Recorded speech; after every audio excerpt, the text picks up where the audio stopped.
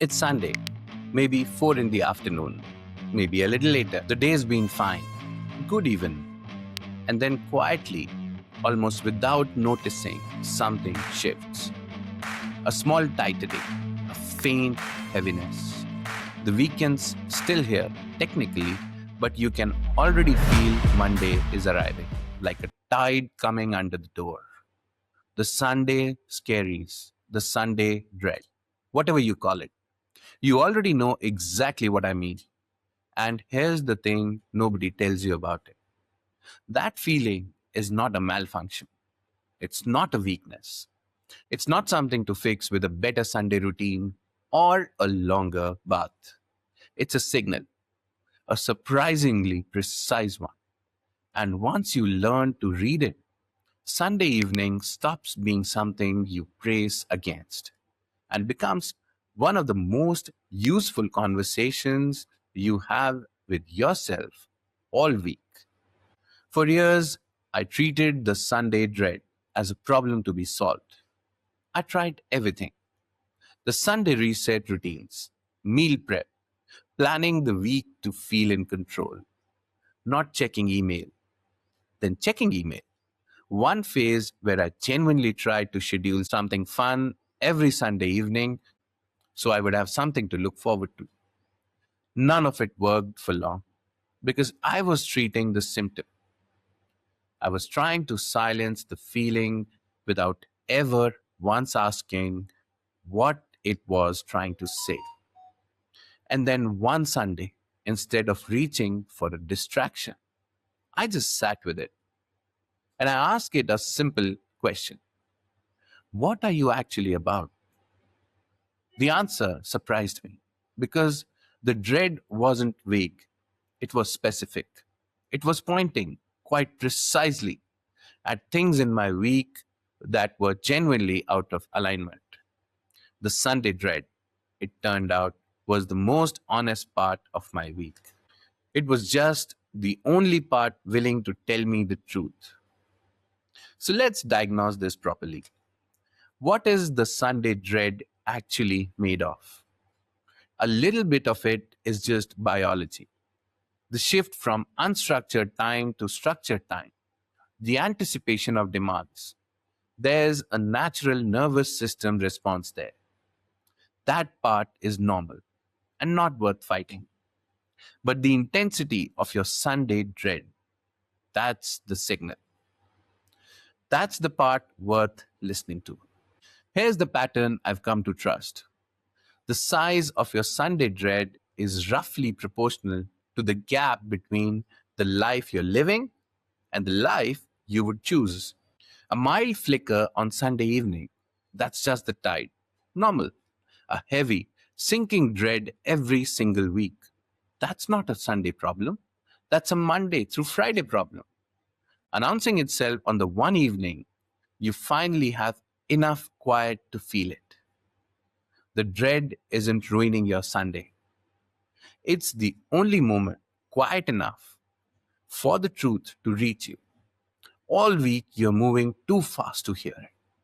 Sunday evening, you finally slow down and the backlog of unfelt thing arrives all at once. That's not a curse. That's a feature. So the first framework, Buddhist tradition has a concept that's perfect for this. It's called Vedanā, the feeling tone of an experience. Before a thought, before a story, before, oh no, it's Monday, there's a raw feeling tone, pleasant, unpleasant, or neutral. The Sunday dread starts there. A simple, unpleasant feeling tone arising in the body. And here's where most of us go wrong. We feel that unpleasant tone and we immediately do one of the two things.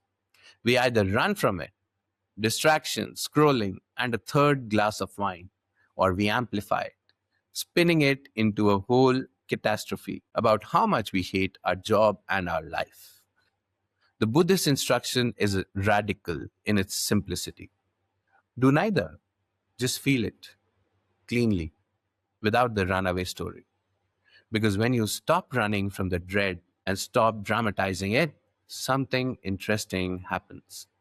it gets quieter and clearer. And underneath the noise, you can actually hear what it's pointing at. Mindfulness doesn't make the difficult feeling disappear. The dread becomes information instead of an emergency. Is it one particular meeting, one relationship, one project you've been avoiding? The dread almost always knows. It's just waiting for you to stop running long enough to ask. The Stoics add something the Buddhist reading doesn't quite cover. What to do once you've heard the signal? They had a practice called premeditatio Malorum, the premeditation of adversity. Most people misunderstand it as morbid. It isn't. It's preparation. You look clearly at what's coming so that when it arrives, you meet it with readiness instead of dread. The dread is your mind. The dread is your mind running ahead to Monday and flinching. So instead of flinching, look directly. What specifically about this week am I dreading? Name it, out loud or on paper. Then run through the dichotomy of control. Is the thing I'm dreading within my control or not? If it is within your control, then the dread is a to-do list in disguise. The meeting you're avoiding, prepare for it. The conversation you're dreading, plan the first sentence. The dread dissolves the moment you take one concrete action towards that thing. If it's not within your control, then the dread is asking you to practice acceptance, to release your grip on an outcome that was never yours to command. Either way, Stoic gives the feeling somewhere to go. The dread was never meant to be carried. It was meant to be sorted into action or into acceptance. Dread is just unprocessed anticipation. Process it, and it stops being dread. Third framework. Now, there's one more layer, and it comes from the Vedic tradition. It's a concept called Viveka, usually translated as discernment. Viveka is the capability to tell the difference between what is essential and what is passing, between the deep signal and the surface noise. Not every Sunday dread means the same thing. Sometimes the dread is pointing at something small and fixable, a single dreaded task, an unprepared meeting. That's the kind you sort with the Stoic tools, and it's gone by Monday lunch. But sometimes, and this is the one that matters, the dread is pointing at something deep, a persistent, week after week heaviness that no amount of task sorting touches. That dread isn't about Monday's meeting. It's about direction of your life. Viveka is the wisdom to tell which is which, to not catastrophize a small dread into a life crisis, and not to keep papering over a deep dread with Sunday routines and self-care. The discernment question is simple.